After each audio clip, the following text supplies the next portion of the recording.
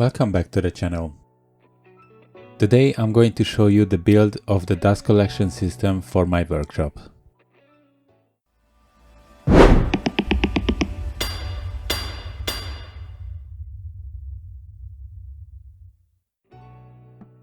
It was about time to upgrade my workshop with a dust collection system. I purchased a plastic barrel and a Cyclone dust collector off Amazon. Links to the products will be down below. I started off by assembling the Cyclone onto the plastic barrel. This will collect all the dust and protect my shop vac. Assembling it was straightforward. I measured the diameter of the neck of the Cyclone and cut a same size of a hole into the top of the barrel.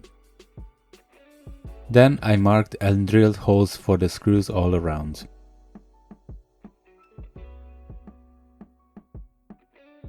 I added some silicone between the Cyclone and the barrel. This will help to seal any gap in between.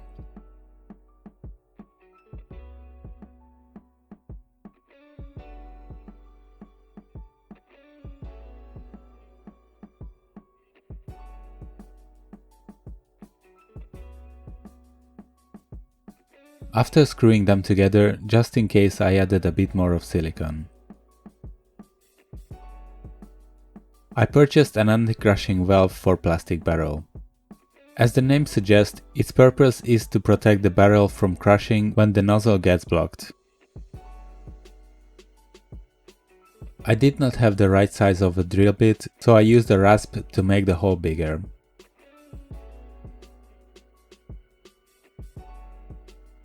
Then I just had to put the valve together, following the instruction that came with.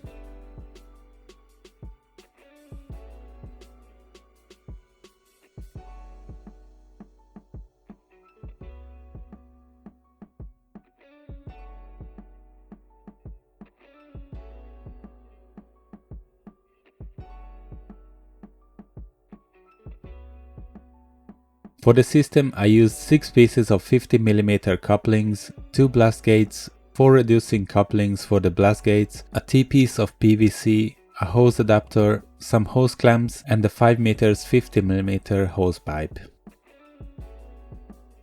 First I had to connect my vac hose to the Cyclone.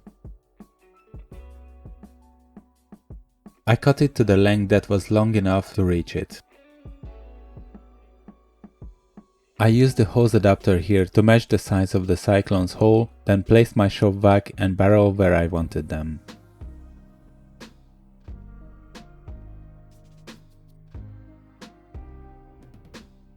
Then I marked where the T-piece has to be positioned to be able to connect to my miter saw. I measured the distance from the Cyclone and cut a piece of hose pipe.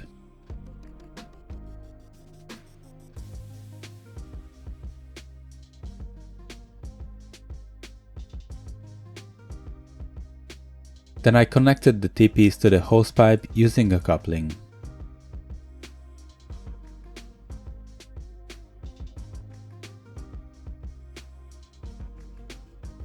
After that, I connected the T-piece to the blast gates so I can control which end will suck the dust while I'm working.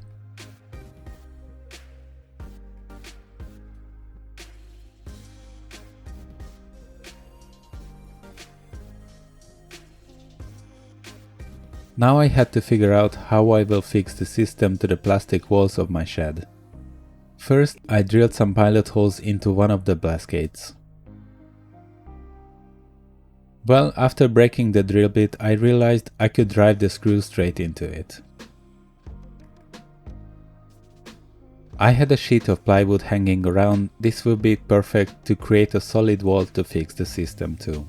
I added some legs to avoid the sheet from falling and I screwed the blast gate to the side of this. This might not be the easiest way, so you can just skip this step if it's not necessary or have a better idea.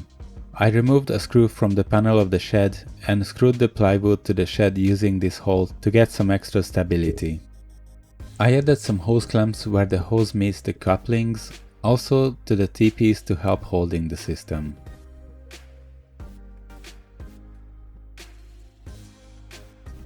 As a next step, I measured the distance between the system and my miter saw and connected them with a piece of hose pipe. I did not have any adapter to reduce the size here, so I added some tape around the neck of the mitre saw. This way I was able to connect them. This might not be the best solution, but worked perfectly fine for me.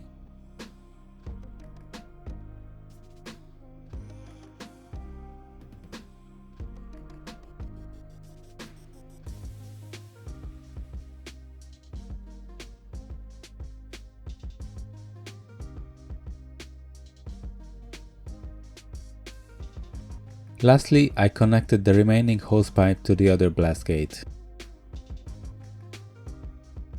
To be able to put away the hose pipe when it's not needed, I placed some more hose clamps around the shed. I can hang the pipe on these when I'm not using it, or using it without being in the way when I connect it to the other devices. I added this remote controlled plug to my shop vac so I can turn it on and off only pressing a button. It comes with 2 plugs, so you can control 2 devices with 1 controller. Link will be in the description below.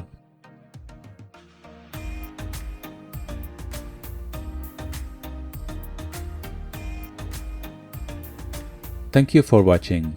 If you like this video, please consider subscribing to the channel. Also hit the bell notification to get notified when we upload the next one. Leave a comment, like and share our videos to help the channel grow.